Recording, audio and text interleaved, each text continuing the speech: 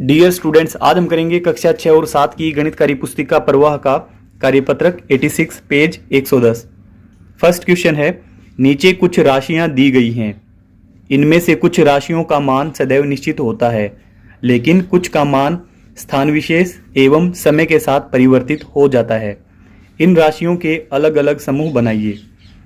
भारत की जनसंख्या, हमें इनको इन दो समूह में रखना है। निश्चित मान वाली राशियां यहाँ पे समूह 1 में रखेंगे और परिवर्तनशील मान वाली राशियां इनको हम समूह बी में रखेंगे।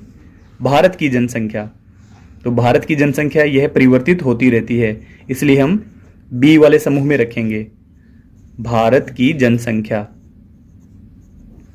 अगला है एक वर्ष में महीनों की संख्या। यह निश्चित है कि एक वर्ष में 12 महीने ही होते हैं। एक वर्ष में महीनों की संख्या, तो यह समूह ए में आएगा। अगला है पौधे की लंबाई। पौधे की लंबाई बढ़ती रहती है, इसलिए समूह बी में आएगा। आगे है विद्यार्थियों की संख्या। तो यह हमें निश्चित बताया नहीं गया कि यह हमारी कक्षा के बारे में है, यह किस प्रकार के विद्यार्थियों की संख्या बतानी है। तो विद्यार्थियों की संख्या भी कोई निश्चित होती नहीं है। आगे है सप्ताह के दिनों की संख्या। सप्ताह में निश्चित 7 दिन होते हैं, इसलिए यह निश्चित है सप्ताह के दिनों की संख्या। तो यह समूह ए में आएगा। अगला है 1 घंटे में मिनट। तो यह भी निश्चित होता है कि 1 घंटे में 60 मिनट होते हैं, इसको हम लिखेंगे समूह ए में। आगे है पौधे की लंबाई। पौधे की लंबाई पहले से आगे है। आगे है विद्यार्थी का कद। तो विद्यार्थी का कद भी निश्चित नहीं होता है, इसको हम लिखेंगे समूह बी में। और लास्ट वाला है अंक गणित में अंकों की संख्या। तो अंक गणित में अंकों की संख्या निश्चित होती है। अंक गणित में अंकों की संख्या, इसलिए हम इसको रखेंगे समूह ए में। अगला क्वेश्चन है, चर राशियों को सामान्यतः अंग्रेजी हिंदी वर्णमाला के अक्षरों से प्रदर्शित किया जाता है।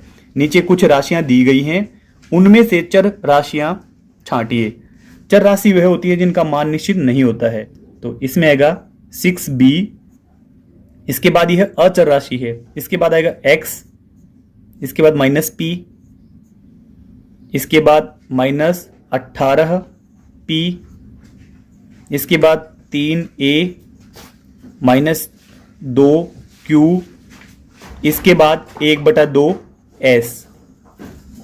क्वेश्चन नंबर 3, नीचे दी गई प्रत्येक आकृति का क्षेत्रफल a वर्ग सेंटीमीटर है, तो आकृति के छायांकित भाग का क्षेत्रफल लिखिए।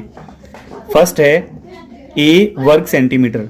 अगला है 1/2 a वर्ग सेंटीमीटर।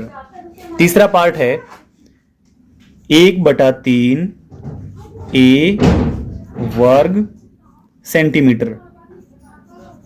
चौथा पार्ट है, इसमें एक भाग है 4 भाग में से, 1/4 a वर्ग सेंटीमीटर। अगला है पांचवा 1 2 3 4 5 6 7 8, कुल 8 भाग में से 2 भाग छायांकित हैं। जब हम 2 से भाग देंगे दोनों को, तो यह होगा 1/4 a वर्ग सेंटीमीटर। लास्ट पार्ट है इसका 1 2 3 4 5 6, 6 भाग में से 3 भाग छायांकित हैं।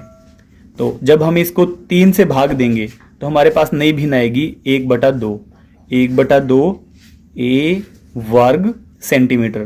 कार्यपत्रक 86 हमारा कंप्लीट हुआ। आपको वीडियो अच्छी लगी, वीडियो को लाइक करें, चैनल को सब्सक्राइब करें। Thank you.